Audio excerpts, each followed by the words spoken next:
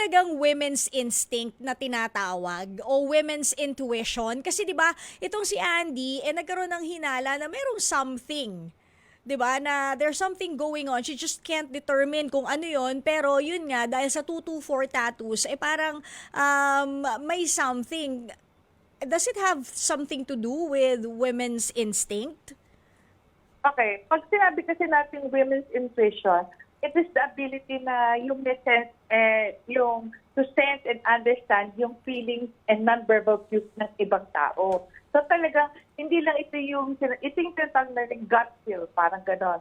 Pero syempre, ang social dynamics ito, yung women's intuition kasi, nakakatulong ito to understand yung mga social dynamics or yung sabihin na natin yung possibility ng conflict. Halimbawa, may nakita siyang conflict na gano'n. Parang mas nakikita niya makakatulong sa kanya to para maintindihan na, oh, there's something wrong. At the same time, sa mga decisions niya, pwede ang mga women's instinct na yun. Kasi, alam mo yung utak ng mga kababaihan are optimized for rapid, intuitive decision making. Ano ibig sabihin gano'n?